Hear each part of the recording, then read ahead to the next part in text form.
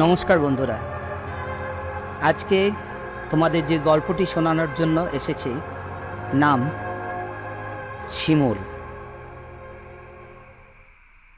আমি ছোট থেকেই ডানপিটে, ভয় ডর ছিল না বললেই চলে।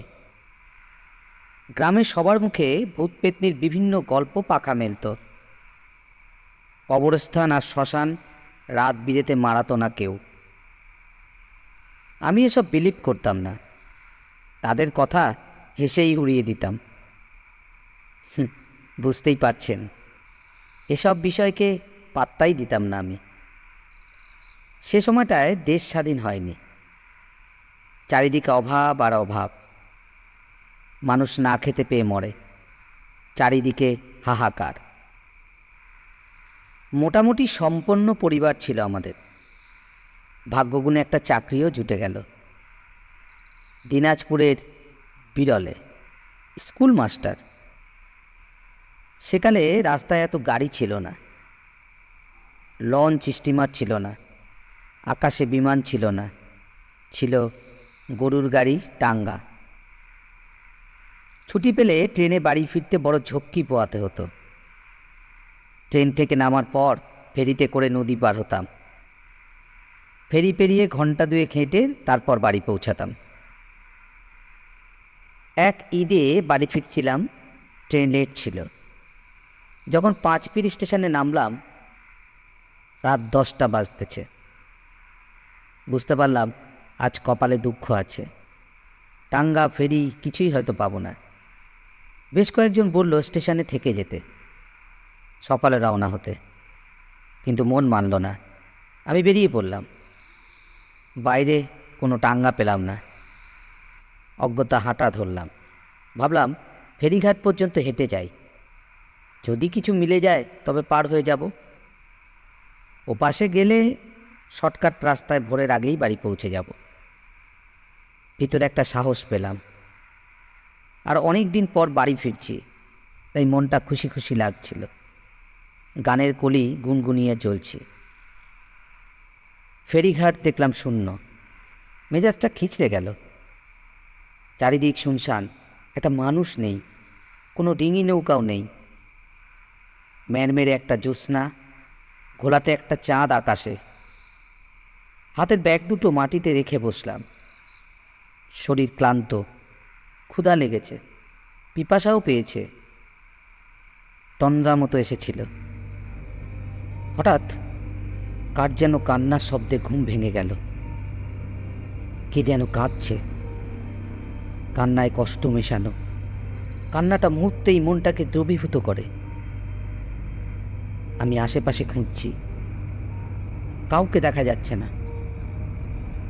দূরে কালো একটা অবয়ব দেখা যাচ্ছে। আমি এগিয়ে গেলাম, দেখলাম ল্যাঙট পরা জীর্ণ শীর্ণ একটা লোক হাঁটুর মাঝে মাথা গুজে কাঁদছে। আমি কাছাকাছি যেতেই আমার পায়ে পড়ে গেল। বাবু, আমার খুব বিপদ, সাহায্য করুন। কি হয়েছে? আমার বোন গলায় ফাঁস নিয়েছে বাবু, কেউ ওর লাশ পোড়াতে চাইছে না, পুরুত ঠাকুরও না বলে দিয়েছে। আমি কি করতে পারি তোমার জন্য? বাবু, আমার বাড়িতে চলুন, লাশটাকে বস্তায় ঢুকিয়ে নদীতে ফেলে দিতে হবে। কেন? কিছু কাঠখড় জোগাড় করো, চিতা বানিয়ে জ্বালিয়ে দিই। না বাবু, এমনটা করলে ওরা আমাকে এক ঘরে করে দেবে। আমি গরিব মানুষ, কেউ কাজ দেবে না, না খেয়ে মরতে হবে বাবু। আমার খুব খারাপ লাগলো লোকটার জন্য। তার সাথে চললাম। ছনে ছাওয়া একটা ঘর, ঘরের ভিতর কটু গন্ধ। ঘরে ঢুকে দেখলাম খাটের উপর লাশটা রাখা, শতছিন্ন একটা কাপড়ে কোনো রকমে ঢেকে রেখেছে। বাবু, একটু বসুন, আমি আরেকটা বার দেখি বোনটার চিতার জোগাড় করতে পারি কি না। পুরুত ঠাকুরের পায়ে পড়ে যদি তাকে রাজি করানো যায়। লোকটা চলে যেতেই বেশ ভয় করতে লাগলো। একটা লাশ সামনে নিয়ে বসে রয়েছি। ক্ষুধা তেষ্টায় বেশ জানান দিচ্ছে। মনে হচ্ছে জল না পেলে তেষ্টায় বুঝি মারা যাব। এমন সময় বাড়ির কাছেই কোথায় যেন চাপকল চাপার শব্দ পেলাম। জল পড়ছে, কি মিষ্টি শব্দ!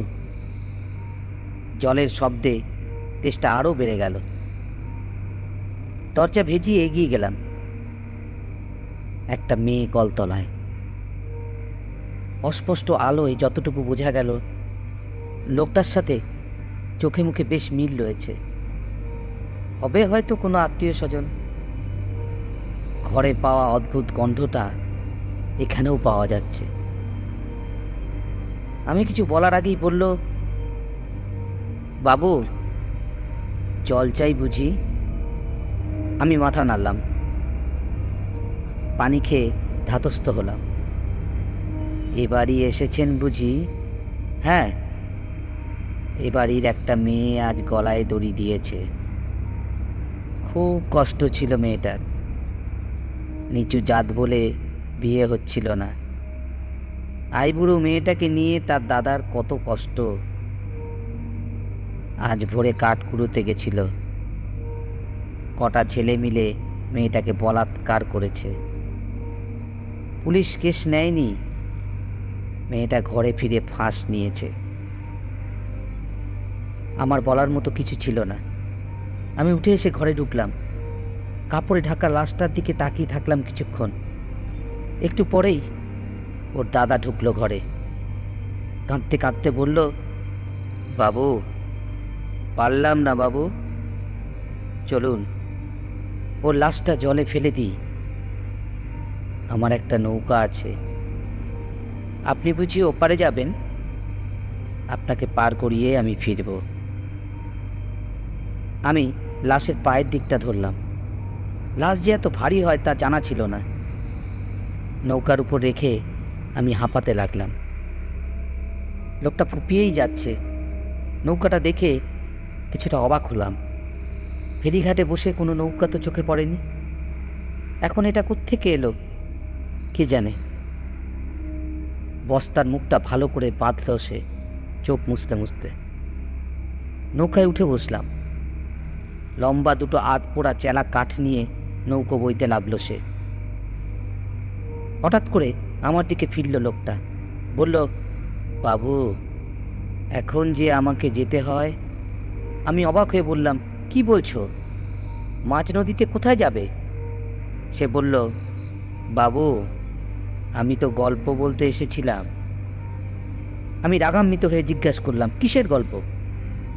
লোকটা বলতে শুরু করলো, বাবু, আপনি কলপাড়ে যে মেয়েটার সাথে দেখা করছিলেন সে আমার বোন। ওই গলায় ফাঁস নিয়েছে। আমি সমাজের পরোয়া না করে কাঠখড় জড়ো করে চিতা সাজিয়েছিলাম, তাতে আগুন দিলাম। পুরুত ঠাকুর লোকজন এসে সে আগুন নিভিয়ে দিল। বনে রাত পোড়া লাশ নিয়ে আমি বসেছিলাম ওইখানে। হালি সে আমাকে এক ঘরে করা হয়। আমিও গলায় ফাঁস নিয়েছিলাম পরদিন।